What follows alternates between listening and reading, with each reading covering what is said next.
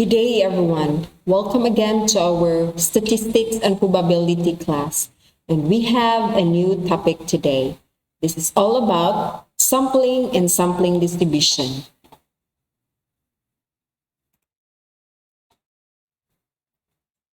Okay, what is sampling distribution? There are three distinct types of distribution of data, which are: number one, population distribution characterizes the distribution of elements of a population. Number two, sample distribution characterizes the distribution of elements of a sample drawn from a population. And number three, sampling distribution describes the expected behavior of a large number of simple random samples drawn from the same population.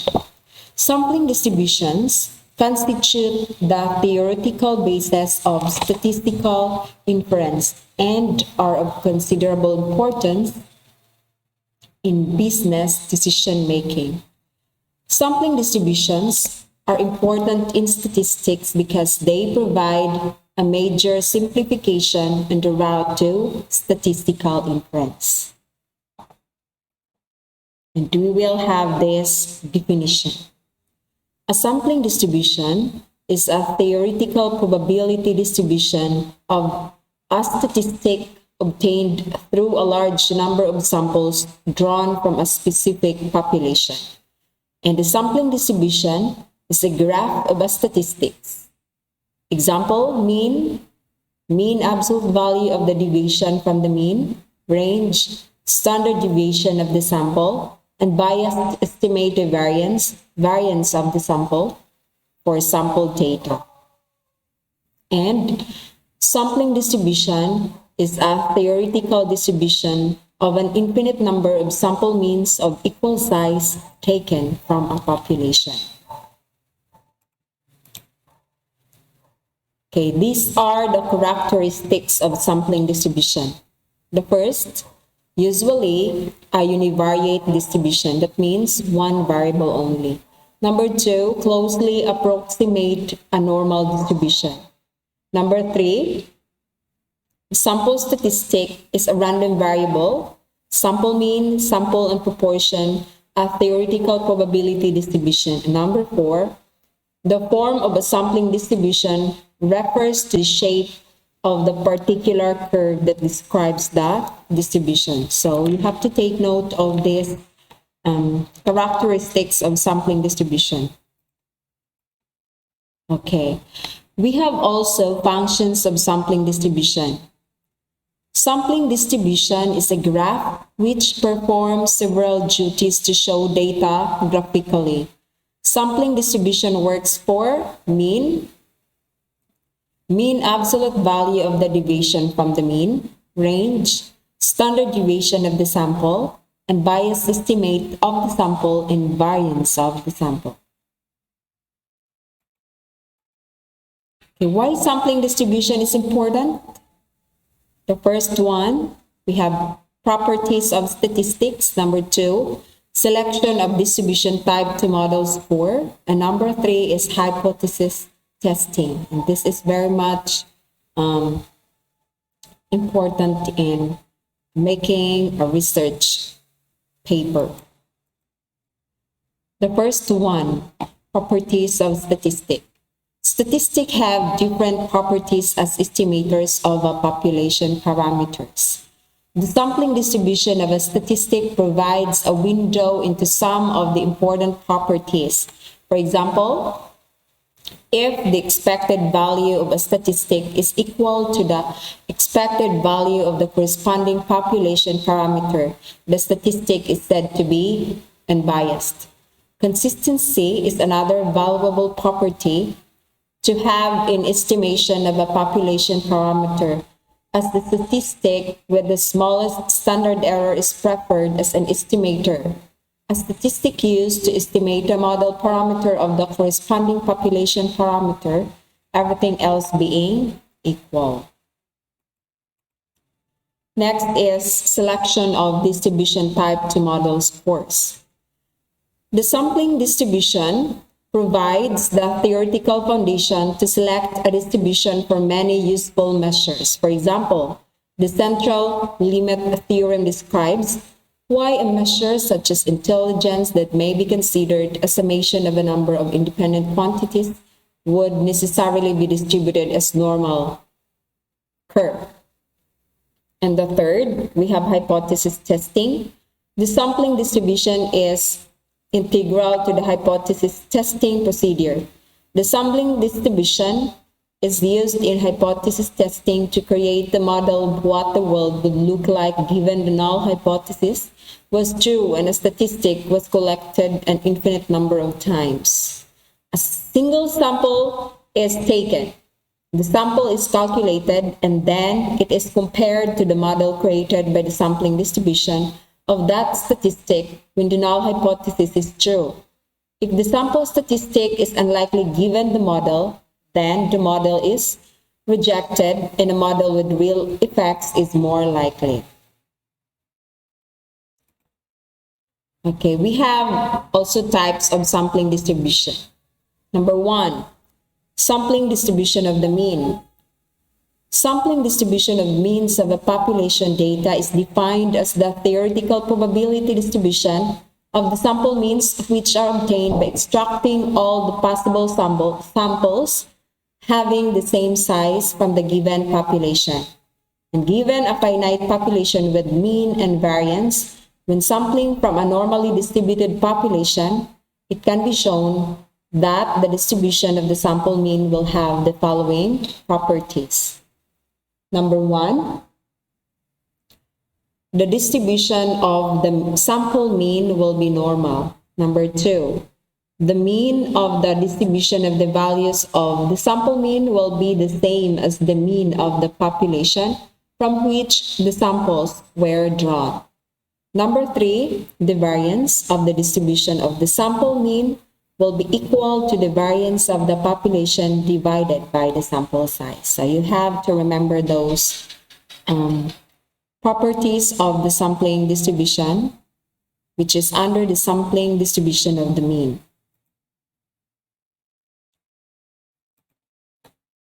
Okay, so we have sampling distribution of the sample means is a frequency distribution using the means computed from all possible random samples of a specific size taken from a population. Okay, we have the definition of central limit theorem. The central limit theorem, first introduced by De Moivre during the early 18th century, happens to be the most important theorem in statistics. According to this theorem, if we select a large number of simple random samples, for example, from any population distribution, and determine the mean of each sample, the distribution of these sample means will tend to be described by the normal probability distribution with the mean and variance. Or in other words, we can say that the sampling distribution of sample means approaches to a normal distribution. And symbolically, the theorem can be explained as following. Okay, this is the central limit theorem. If the population itself is normally distributed, and the sampling distribution of the sample means is normally distribution for any sample size n. So we can have, when given n independent random variables, we have x sub 1, x sub 2, and so on, which have the same distribution, then you have to add them. And that is us. And it is a normal variate. The mean and variance of x are, you have to add all, where the first mean and the first variance are the mean and the variance of x sub 1. Now, what is the utility? The utility of this theory is that it requires virtually no conditions on distribution patterns of the individual random variable being summed. As a result, it furnishes a practical method of computing approximate probability values associated with sums of arbitrarily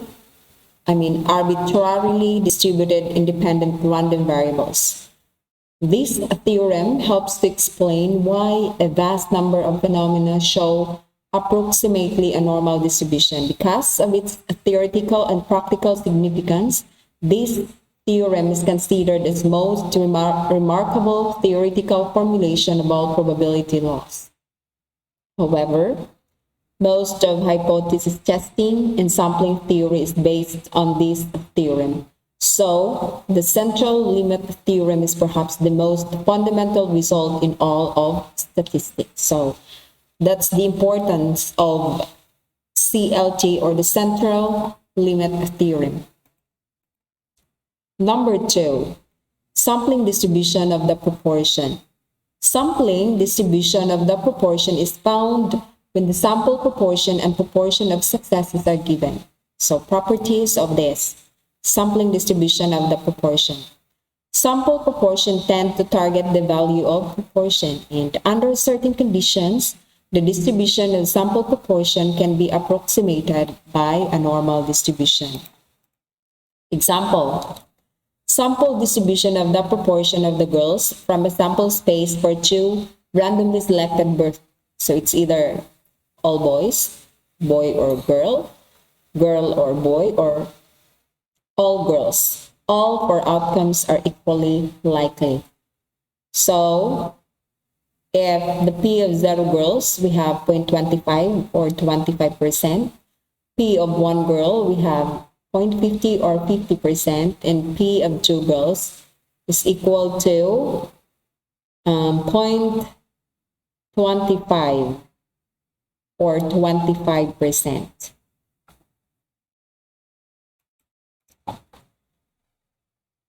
Now we have the different definition here about sampling distribution of sample means.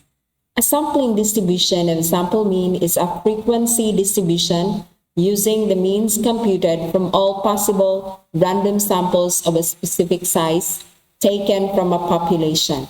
Number 2, the number of sample size n, the small letter n, that can be drawn from a population of size n, which is the capital letter N, is given by C sub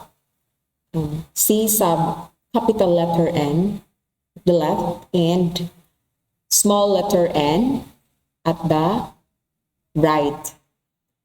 So, the probability distribution of the sample means is also called the sampling distribution of the sample means. And the difference between the sample mean and the population mean is called the sampling error. So, those are the things that will be taken up about sampling distribution of sample means. So, there are 3 steps that you are going to follow in constructing the sampling distribution of the mean. So, the first step is determine the number of possible samples that can be drawn from the population using the formula. We have C sub capital letter N and small letter n, where the capital letter N is the size of the population and the small letter n is the size of the sample. Number 2, list all the possible samples and compute the mean of each sample. So, you have to list all the possible samples, and then how to compute the mean, you have to add, and then you have to add those possible samples and then divide it if how many sample size. And the third is construct a frequency distribution of the sample means obtained in step 2. So you have to take note of this 3 steps in constructing the sampling distribution of the mean. Okay, so if this will be our formula to get the possible samples, we have C sub capital letter N, the population size, and the small letter n is the sample size. So we have capital letter N factorial all over small letter n factorial times capital letter N minus small n factorial. Again, the capital letter N is the population size and the small letter n is the sample size. So we have here, example, the population size is 5 and the sample size is 3. So to get the possible samples, we have to use this formula, the combination formula in probability. So we can have 5 factorial all over 3 factorial times 5 minus 3 factorial. So factorial means you are going to multiply the numbers successively to the lowest. Like 5 factorial, you have to multiply 5 times 4 times 3 times 2 times 1 divided by 3 factorial is 3 times 2 times 1 and 5 minus 3 is 2, so 2 factorial is 2 times 1. So to be easy for you to get the answer, you can have the cancellation process. So we will cancel 3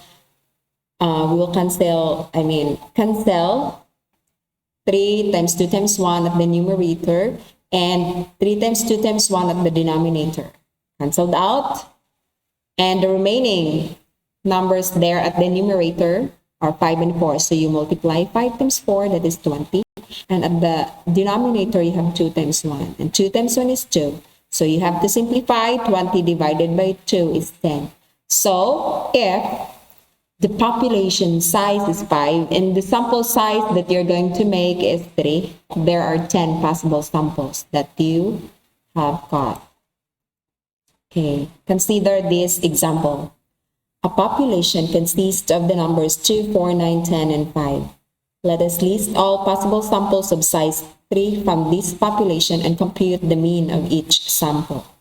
So we have to compute, since if there are 5 population size, because there are 5 numbers there, 2, 4, 9, 10, and 5, and sample size 3, so we have computed already a while ago that there are 10 possible samples that we are going to make. So we can have 2, 4, 9, 2, 4, 10, 2, 4, 5, 2, 9, 10, 2, 9, 5, 2, 10, 5, 4, 9, 10, 4, 9, 5, 4, 10, 5, and 9, 10, 5. And to get the mean, you have to add those numbers at the sample. So 2 plus 4 is 6, plus 9 is 15 divided by 3 because there are 3 sample size and the mean is 5. 2 plus 4 plus 10 divided by 3 is 5.33. 2 plus 4 plus 5 divided by 3 is 3.67. 2 plus 9 plus 10 divided by 3 is 7. 2 plus 9 plus 5 divided by 3 is 5.33. 2 plus 10 plus 5 divided by 3 is 5.67. 4 plus 9 plus 10 divided by 3 is 7.67. And 4 plus 9 plus 5 divided by 3 is 6. And 4 plus 10 plus 5 divided by 3 is 6.33. And 9 plus 10 plus 5 divided by 3 is 8. So those are the means that we have got at the second column. And then at the third column, we have the sample mean. What you're going to do here is to arrange the mean here at the second column from the highest to the lowest. Since the lowest is 3.67, so you have to put it first, and the highest is 8. And then you will get the frequency. The frequency is, you have to count how many 3.67 at the mean column. There is only 1, so you put 1 as the frequency. 5 also 1. And 5.33, you have 2 means here at the second column. So the frequency is 2 because there are 2 5.33 here at the second column.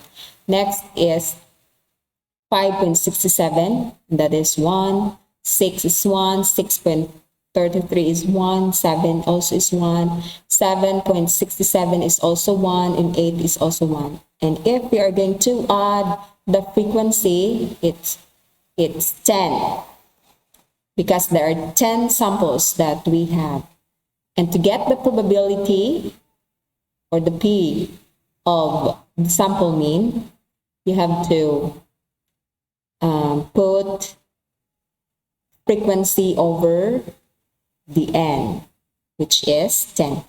So 3.67 is 1, so 1 over 10 or 0.10. 5, we have the frequency 1, the same, 0.10. And we have 5.33, we have 2 frequency, so 2 over 10, 0.20. 5.67 is 1, so 1 over 10 or 0.10. 6 is also 1, we have 1 over 10 or 0.10. 6.33 is also 1, so 1 over 10 equals 0.10. And 7 is also 1, we have 1 over 10 equals 0.10. 7.67 is also 1, so 1 over 10 is equal to 0.10. And 8 is also 1, so we have 1 over 10 is equal to 0.10. So if we will add this, we will come up with 1, because the sum of the probability distribution is always 1. So we have another example here. A population consists of the 5 numbers 2, 3, 6, 8, and 11. And consider all possible samples of size 2 that can be drawn with or without replacement from this population. So the first one, we have the mean of the population. We have to solve for it. The second is the standard deviation of the population. The third is the mean of the sampling distribution of means. And the fourth is the standard deviation of the sampling distribution of means, or the standard error of means. So the answer is in letter A, the mean of the population is, you have to add all the given population. 2 plus 3 plus 6 plus 8 plus 11 is 30, divided by 5, because there are 5 numbers here. So the mean is 6. And to get the standard deviation of the population, we have the standard deviation squared is equal to the summation of x minus the mean squared all over n. So our mean is 6. So we have to subtract 2 minus 6 squared, that's 16, plus 3 minus 6 squared, that's negative 3 squared, and that is positive 9. And next is 6 minus 6 squared, that is 0. And 11, that is 8 minus 6 squared, that is 2. 2 squared or 4. And we have 11 minus 6, that's 5. 5 squared is 25, divided by 5. And we have 54 divided by 5 equals 10.8. And that's the variance. And to get the standard deviation, you have to get the square root of it. So our standard deviation is 3.29. And with the replacement, there are 25 samples of size 2. We have 2, 2, 3, 2, 6, 2, 8, 2, 2, 3, 3, 3, 6, 3, and 8, 3. And we have 2, 6, 3, 6, 6, 6, 8, 6.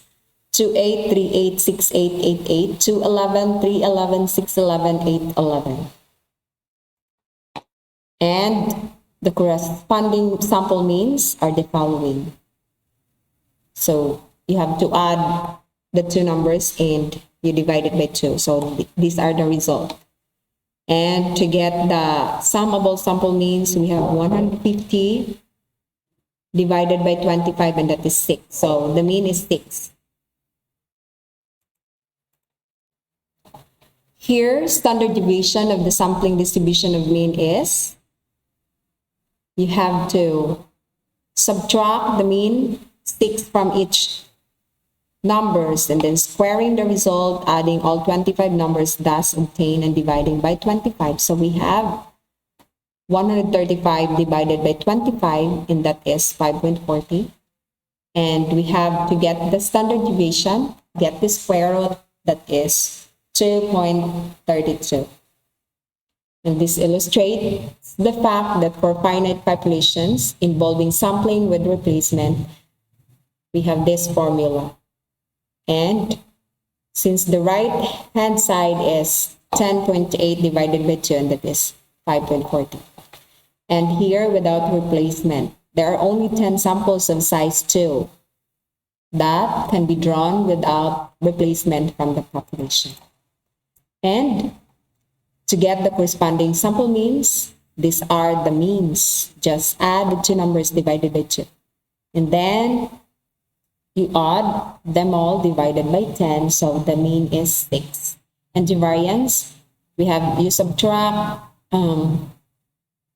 the means by 6. So we have the result, we have 4.05. And to get the standard deviation, the square root of 4.05 is 2.01.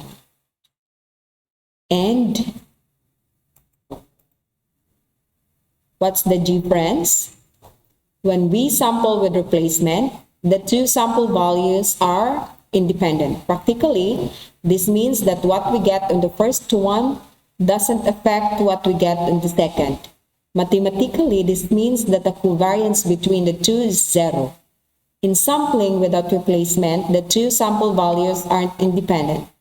Practically, this means that what we got on the first one affects what we can get for the second one. Mathematically, this means that the covariance between the two isn't 0.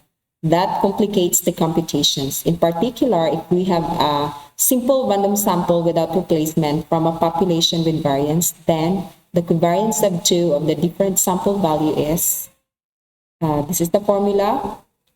We have the negative standard deviation squared over n minus 1, where n is the population size. So we have sampling distribution of proportions. Find the probability that in 120 tosses of pair coin, letter A, between 40% and 60% will be heads, and B, 5/8 or more, will be heads.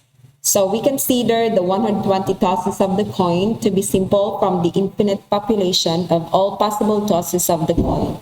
In this population, the probability of heads is P equals 1/2, and the probability of tails is Q is equal to 1 minus P is equal to 1/2. So we have here the solution. We can have 0.50 or 1/2 is 0.50. And in the formula, we can get 0.0456. And the 40% in standard units, we can have negative 2.19, and 60% in standard units, you can have positive 2.19. And if we will get the z value there, the z table, so we can have 2 times 0.4857, and that is 0.9714. Although this result is accurate to two significant figures, it does not agree exactly, since we have not used the fact that the proportion is actually a discrete variable. To account for this, we subtract 1/2, n is equal to 1/2 of 120 from 0.40 and add 1/2 n equals 1/2 of 120 to 0.60. Thus, since 1/240 is 0.00417, the required proportions in standard units are, so we can have here negative 2.28 and positive 2.28. And according to A, since 5/8 is 0.6050, so we will subtract them, and the result is 2.65. And the required probability here, since we have to get the area to the right of z, so we will subtract it from 0.5, and the result is 0.0040. Now we have the properties of the sampling distribution of sample mean. If all possible samples of size n are drawn from a population of size n with mean and variance, then the sampling distribution of the sample means is the following properties. Number 1, the mean of the sampling distribution of the sample mean is equal to the population mean. And the variance of the sampling distribution of the sample means is given by this formula for finite population, and the other one is for infinite. And number 3, the standard deviation of the sampling distribution of the sample means is given by this, take note of this formula for finite population and for the finite population correction factor, and this is for the infinite population. And number 4, the central limit theorem. If random samples of size n are drawn from a population, then as n becomes bigger, the sampling distribution of the mean approaches the normal distribution regardless of the shape of the population distribution. Okay, we have solving problems involving sampling distribution of the sample means. Time to complete an examination. Okay. The central limit theorem is of fundamental importance in statistics because it justifies the use of normal curve methods for a wide range of problems. This theorem applies automatically to sampling from infinite population. It also assures us that no matter what the shape of the population distribution of the mean is, the sampling distribution of the sample means is closely normally distributed whenever n is large. So consequently, it justifies the use of this formula, where x is the sample mean, this is the population mean, the population standard deviation, and the sample size is the n. Okay, let's take note of this example. The average time it takes a group of college students to complete a certain examination is 46.2 minutes. The standard deviation is 8. Assume that the variable is normally distributed. What is the probability that a randomly selected college student will complete the examination in less than 43 minutes? So there are 5 steps that we are going to follow. The first one, identify the given information. So we have the mean 46.2, standard deviation is 8, and x, or the students, we have 43. Number 2, identify what is asked for. So it should be the p of the sample mean should be less than 43 minutes. And the formula that we are going to use is z equals the x minus the mean over the standard deviation to standardize 43. So we have to subtract, solve the problem. 43 minus 46.2 divided by 8 is equal to negative 0.40. And we will subtract 0.5,000 to the value of 0.40 at the z table. And the result is 0.3446, and you state the final answer. So the probability that a randomly selected college student will complete the examination in less than 43 minutes is 0.3446 or 34.46%. Okay, next is if 50 randomly selected college students take the examination, what is the probability that the mean time it takes the group to complete the test will be less than 43 minutes? So we have to identify the given information. So we have the mean 46.2, the standard deviation equals 8, the x is 43, and the n is 50. So we have the sample here, and we will identify what is asked for. It's also less than 43 minutes. And here we have the formula, or the another formula that we're going to use. We have the z is equal to the x minus the mean all over standard deviation divided by the square root of the n. So we have 43 minus 46.2 divided by 8 over square root of 50. So negative 3.2 divided by 1.13 is negative 2.83. And you have to get the value of this at the z table. So we have 0.4977. So subtract 0.5000 minus 0.4977 is 0.0023. And you state the final answer.